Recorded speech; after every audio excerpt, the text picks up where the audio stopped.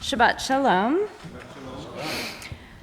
When Rabbi Malcolm phoned me a week and a half ago, I was with my family in France on our last day of a really fabulous holiday.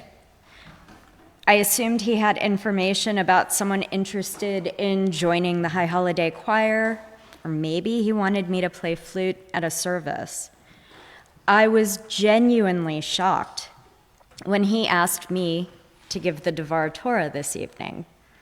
I was so shocked, I said yes, with a grin that in hindsight likely had more to do with the champagne tasting we were about to do than with this particular honor, because frankly, I had some moments of regret this week because I kind of struggled to harmonize Women's Day with this parasha, and I just wound up reading a lot, irritated with myself, but I think I found a way in.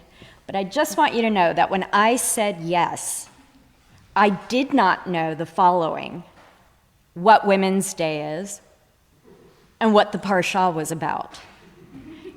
That could give insight into my subsequent regret. So I asked Rabbi Malcolm about the parsha and figured I would just Google the rest.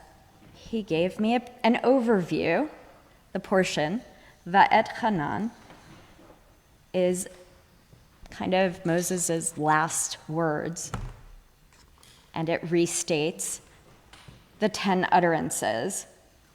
And then I looked up Women's Day, which I'm glad I did. Had I just relied on the myriad emails I've gotten in my inbox, I would have extrapolated that Women's Day must be about women who are ugly, old, and poorly dressed, but take heart because these retailers have solutions available for 20% off. I also did some background reading about Va'et Hanan.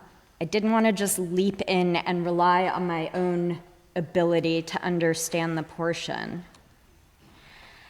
And I found out this Shabbat is the first Shabbat after Tisha B'Av, which is a day of mourning. It commemorates the destruction of both temples in Jerusalem. And it is the first of 7 parashot known as the Comfort Parashot. That's all well and good. It's also the first Shabbat of the 7 that stretch between now and Rosh Hashanah. So from a choir director perspective, I have to say that was decidedly not comforting. So then I dipped my toe into the portion itself. Va'et Hanan translates to, and I pleaded. So this kicks off with Moses recounting how he begged God to let him cross the Jordan into the promised land. But God held fast to his decree, to God's decree that Joshua and not Moses would lead the people to their new home. Okay, so at this point, not only do I not feel comforted, I'm starting to feel disturbed, which according to the poet Cesar Cruz is what art should do. What follows this plea is a retelling, a repetition of the laws, the 10 utterances that God commands his people to obey. The repetition is part of Moshe's parting words to his people, in which he emphasizes the importance of observance. And then, in case you're unclear on the consequences of disobedience, Moshe depicts a wrathful God who will take away all that God has given to the people. So up until this point, the parasha is everything but comforting. I feel sad for Moses, and I find God to be scary. But I keep reading, and I've read this portion multiple times at this point. I realize that this uncomfortable narrative is pushing the reader to the Shema. the central declaration of the oneness of God. It's calming, it's soothing, it's comforting. The Israelites went from enslavement to freedom, from chaos to lawfulness, from many to one. This idea is comforting, the idea of unity, the idea that humans can be bound by something that transcends and even celebrates their differences.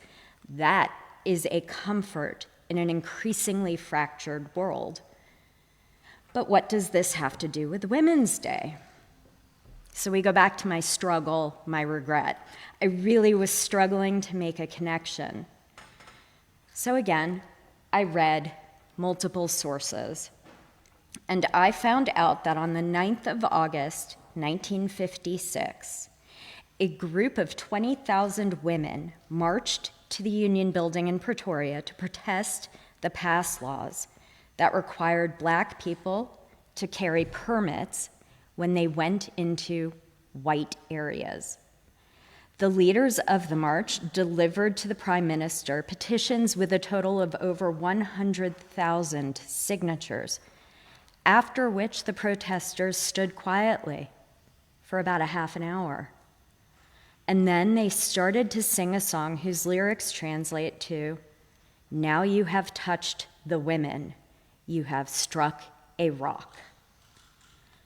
Striking a rock was Moshe's downfall. He should have been patient and trusted God, but he let his pride and his anger and his frustration win. Striking the rock to get water out of it was why he would never cross the Jordan. And yet, knowing he would die only having seen the promised land, but never having felt its roads beneath his feet, Moses still did right by his people and ensured that they would understand the duties and obligations upon them once they themselves crossed that river. Just like these women who disturbed their own comfort to protest injustice against people different to them, they stood up for what was right against a force that was far stronger than a rock, but a force that would, with patience, eventually crumble. What a better world it would be if we strove to create a oneness on earth to reflect the oneness of God.